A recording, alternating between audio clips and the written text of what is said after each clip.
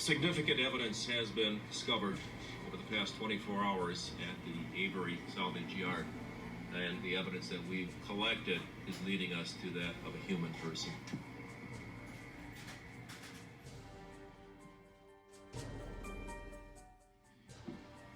Well, as I am sure everybody is aware, the scope of this investigation is now criminal in nature, and we are classifying it as a homicide investigation. It appears that an attempt was made to dispose of a body by an incendiary means. Pieces of human bone and teeth were found on the Avery property.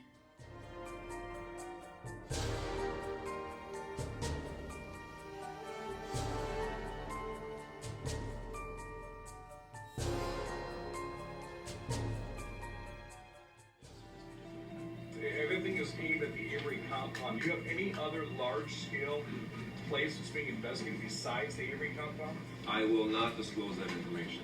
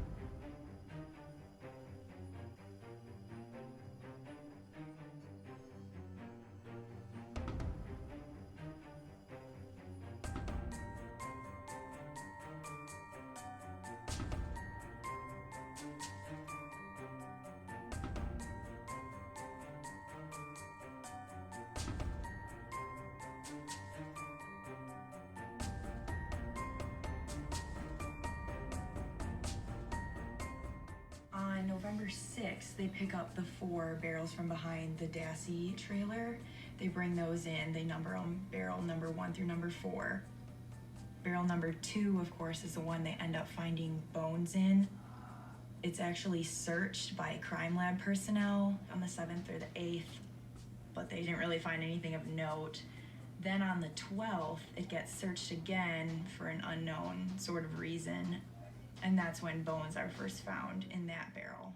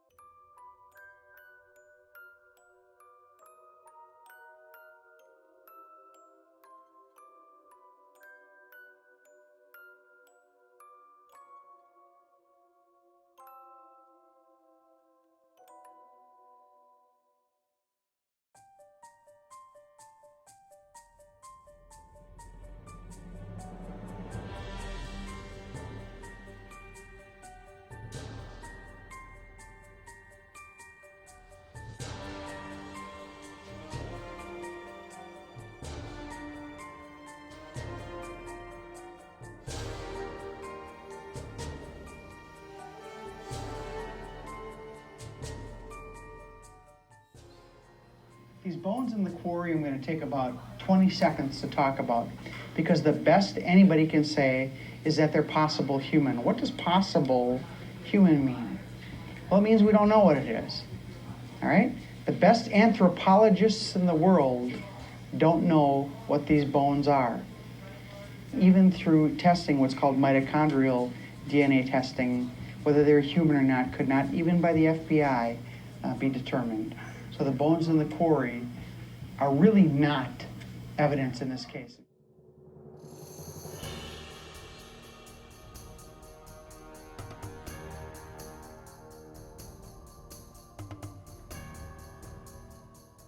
When you give this statement, you actually go over there on the 5th, right, to give the statement? Yep. Okay, and they came and got you. That's when they came and asked if we had seen anything. Do the cops ever come back and ask you any more about that? Like when you saw it and... The fire scene? Yeah.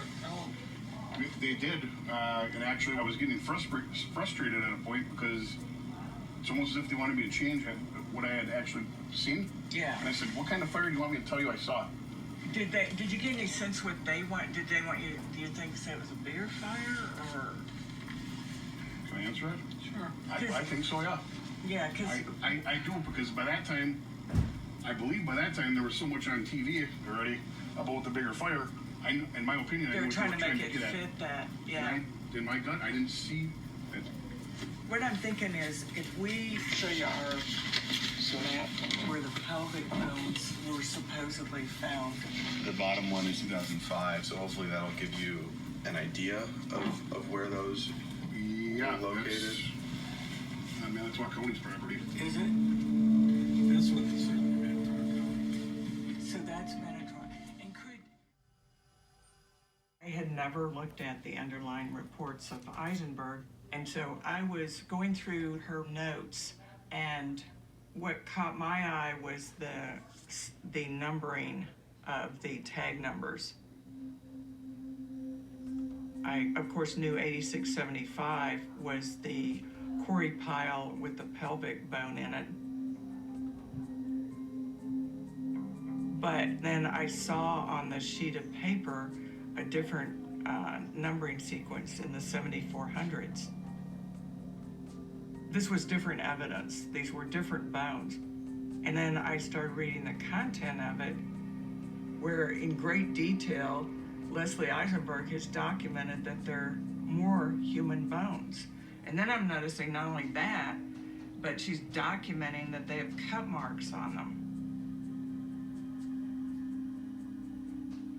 There's no indication that these bones belong to more than one person. They're not duplicate bones. We don't have 3 different pelvises or scapulas or femurs. We don't. And so then I went back to my clerks and said, take these numbers, these tag numbers, and trace them. One of my clerks came back and said, well, there is further documentation of the coordinates. I told them to get the coordinates, to make a map for me. I wanted to understand where those bones were coming from.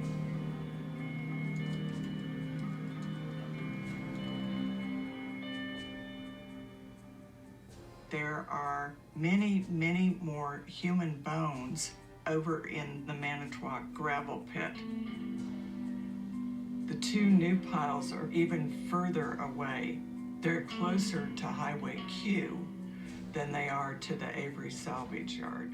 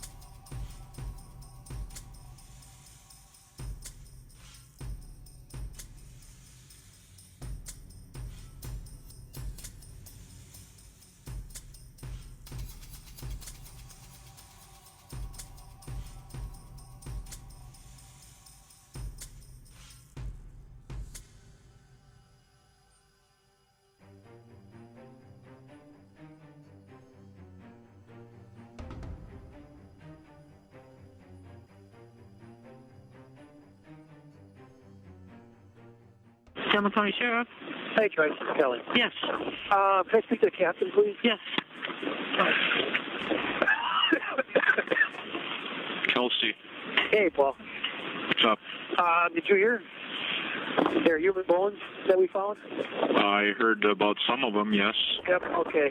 We got another pile that we found. Okay. Bone in, and our crime scene has now expanded by about 2 miles. What we're looking at doing is trying to find, there's no way we can organize a search this evening. We're trying to find law enforcement staff for tomorrow morning to start searching. And I don't have a state patrol supervisor. Okay, I'll call them. How many people are you looking for from them? You know, if we can get up to at least 40, that'd be great. Okay. What time? And 8 o'clock tomorrow morning. Okay. At the command post. Okay. And then if you can check with the PDs, see what if they can provide any staff. I want law enforcement. At this point, we're not sure if we really want firemen. We want to stick with. We know what we're looking for evidence-wise, and we kind of want to stick with that. Okay. I got Drutson up at command post. I'm just covering a corner right now. And when I get back, I think he can provide us some manpower as well. So from Kakana PD. Okay. And Drunen? Yeah. Yeah. You got some scratch paper there? Now what he's doing is he burned her in the backyard, and that was a real small pile that was left. And we got 2 5-gallon pails full down at this other site about 1.5 miles, 2 miles away, about 1.5 miles away probably. And we got a few, we got more pails full out along the way somewhere. So. Okay.